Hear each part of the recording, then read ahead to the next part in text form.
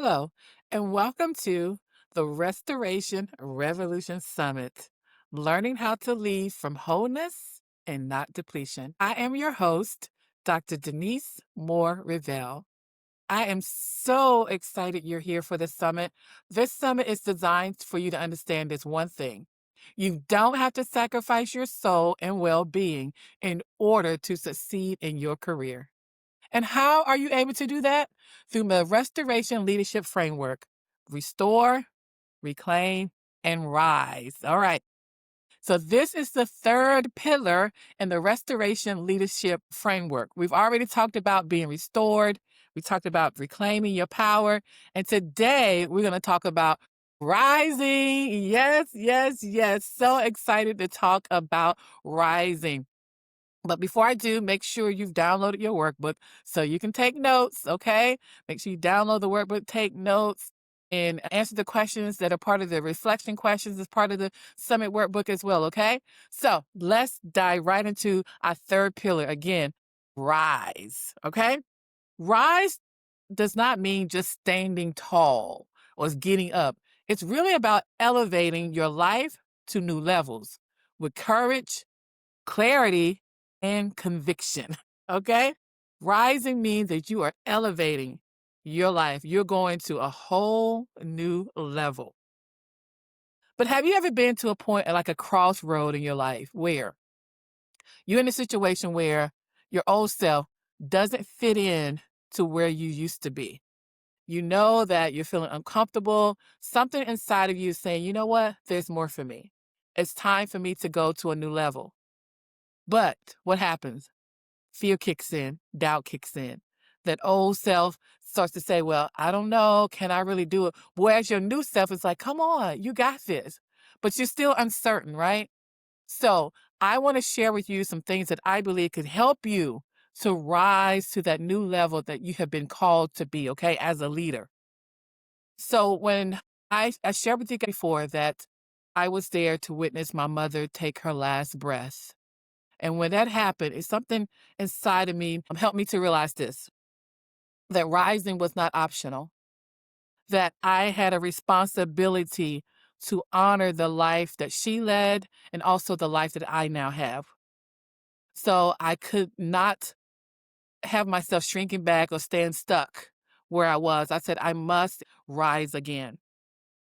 So there are three things that I believe that can help you to rise to the leader that you've been called to be. So we're going to talk about those three things. The first one is resilience.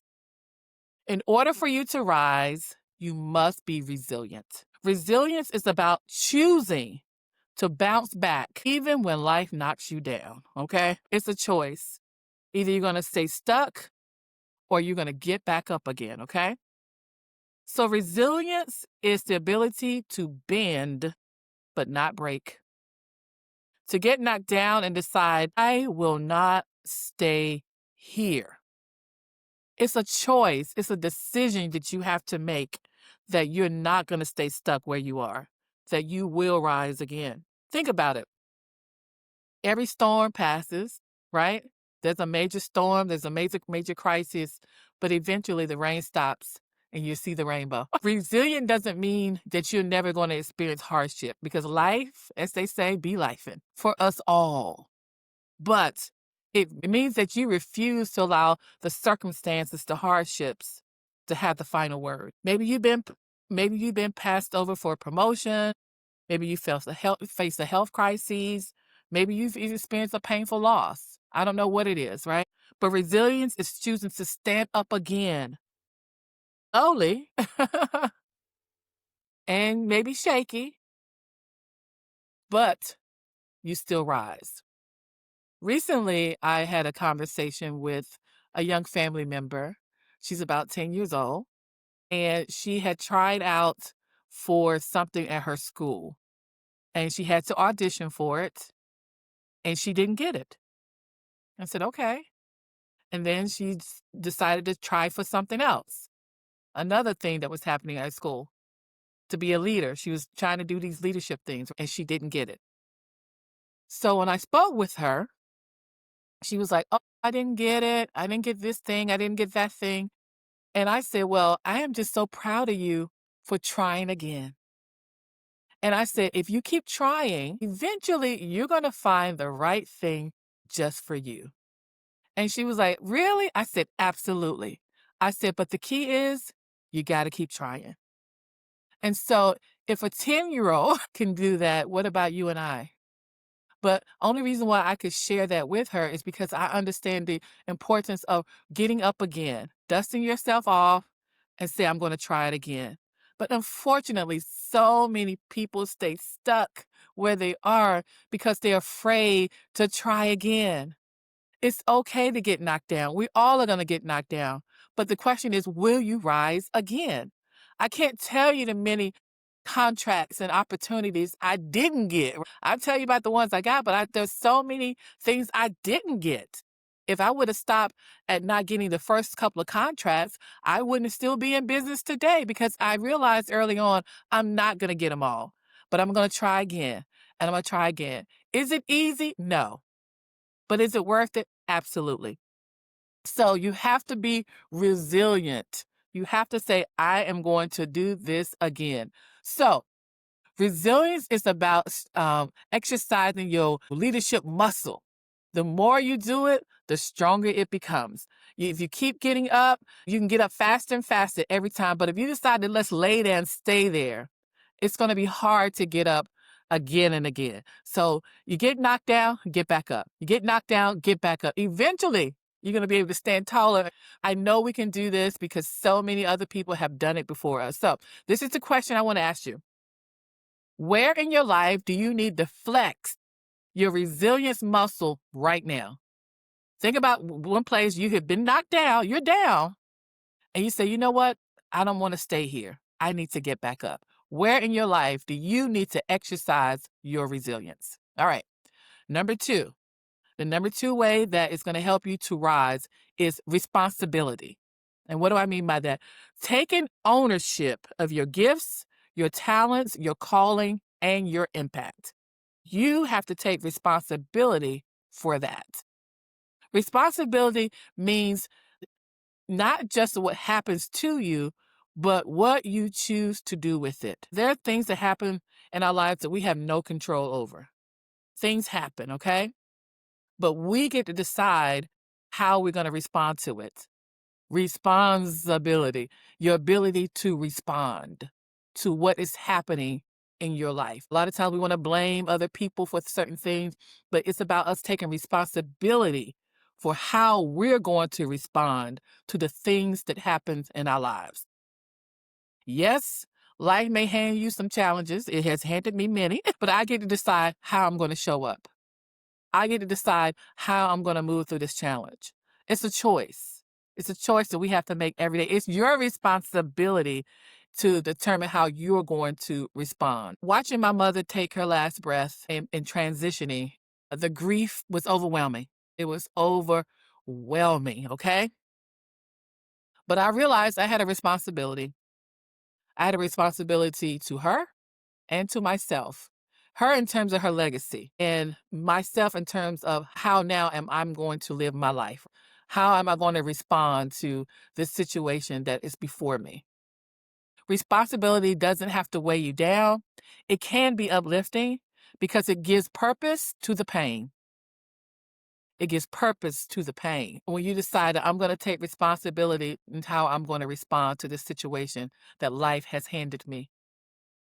The other thing, as a female leader, we have the responsibility to model what it means for self-care, what it means to set our boundaries, and what it means to really have ownership of our voices. Because when you don't, other people are impacted. Your family, your team, your organization, your business, your community.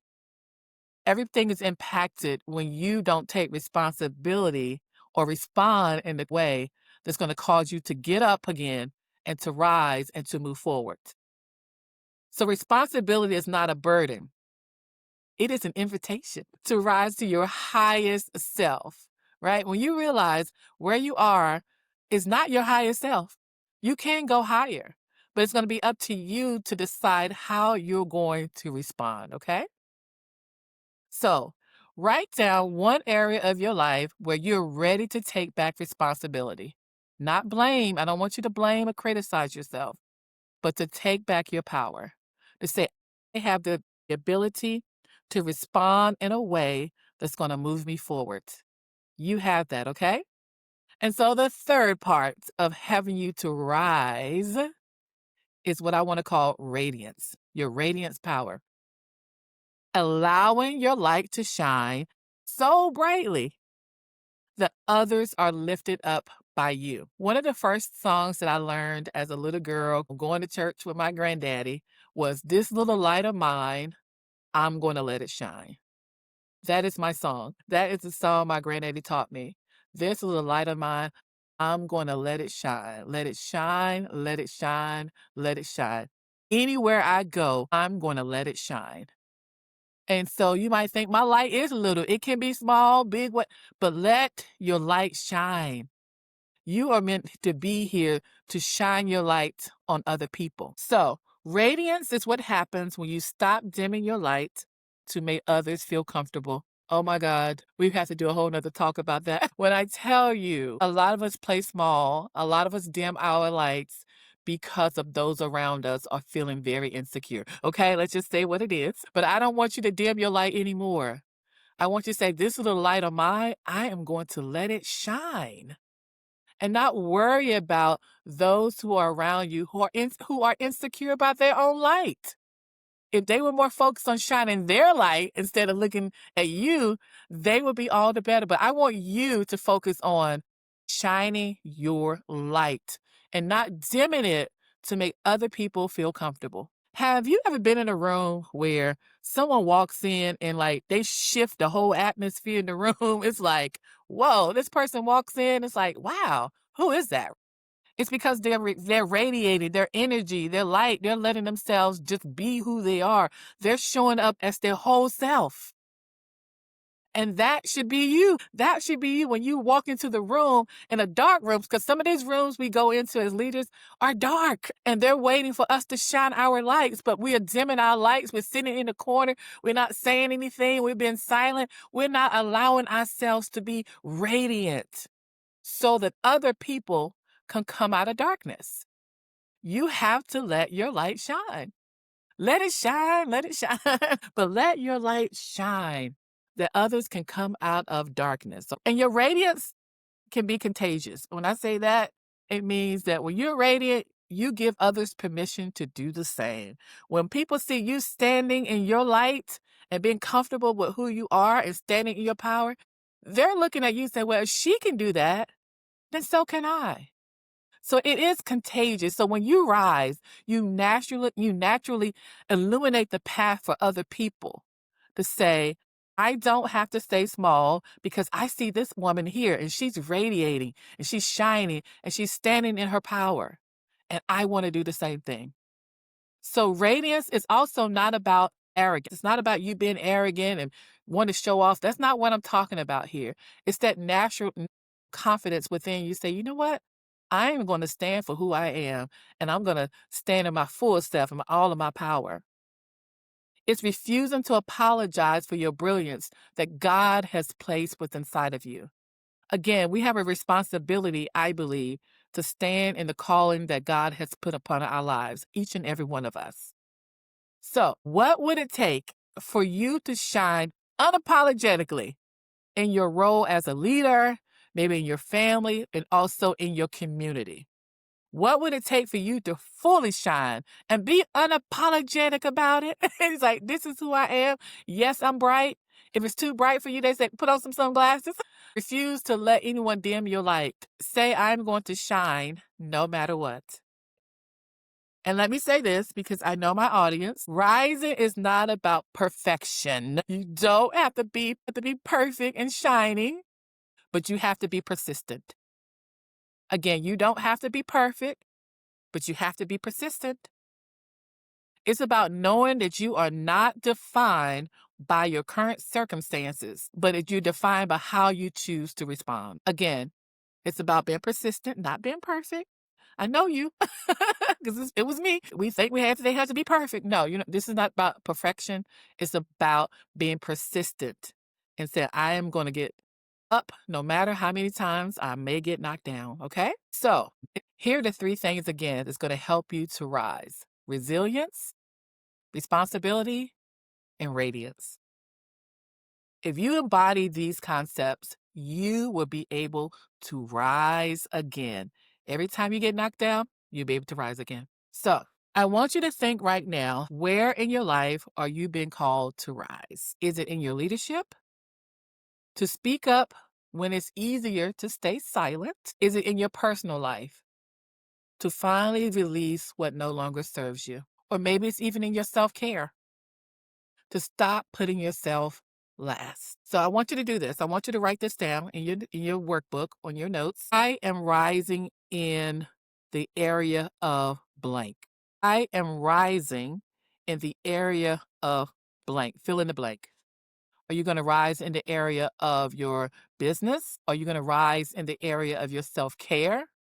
Are you going to rise in the area of your relationships? And I want you to be very specific. You might say, I am going to rise in the area of starting my business. I'm going to rise in the area of writing a book. I'm going to rise in the area of going after that promotion. I am going to rise in speaking up with my family members. I'm going to rise and taking on a leadership role in my community. I don't know what it is, but I want you to say, I am going to rise, or I am rising in the area of blank. And you fill in the blank for you, okay? I really want you to write that down and make your declaration today. There's a famous poem by Maya Angelou, and she says, still like air, I'll rise. I love that poem. So as Maya Angelou said again, still like air, I'll rise, and so will you. So remember, you may encounter many defeats, but you must not be defeated. This is your time to rise because you've been restored, you've reclaimed, and now it's time to rise. And here's the thing. When you rise, you don't rise alone. You uplift everyone that's connected to you. So let's rise together. Thank you so much for joining me today for part of the summit. I'm so happy, thankful, grateful that you showed up, not for me, but for you. I'm so excited you invested in yourself by attending this session and all the other sessions in the summit. It's important that we continue to invest in ourselves, to put ourselves first in our own lives so that we can rise and serve others that we have been called to serve. So I applaud you. I thank you. I'm excited for you. I can't wait to see what's next for you as you rise higher and higher and higher. It's going to be amazing. I know that it is. All right. So that is all I have for today. But before I go, just a few reminders. Just reminded to make sure you've downloaded your workbook if you haven't already. You should have already done that, okay? So you can take notes and answer the reflection questions. But if you haven't, make sure you go do that right now, all right? And also, don't forget to look at the things that's in our virtual swag bag. Our summit speakers have gifted you some amazing gifts. So make sure you take advantage of those resources to help you to get restored, to reclaim your voice, and ultimately to rise. So make sure you check out the virtual swag bag. And last but not least, you still have time to register for our VIP live experience that's going to be happening on day 4, okay? We're coming live. Who is it? Me, the summit leaders. We're coming together live for a chance to be in community, to be there with other female leaders who are on this path to say Restoration Revolution is on. So I hope you join us. There's going to be door prizes. You know, it's time to have fun, to talk with one another, to share. But the main thing is just really to be in community with one another and let you, myself, everyone knows that we are not alone. We are about to do this thing differently. Okay? So again, there is time for you to register. So make sure you get your ticket so you can attend the VIP live experience. All right. Again, thank you so much for being a part of the summit. Thank you for investing in yourself. Thank you for knowing that this is a new time. This is a new day, not only for you, but for all of us. Okay. So Make sure you check out the rest of the summit. But until next time, keep owning your amazing.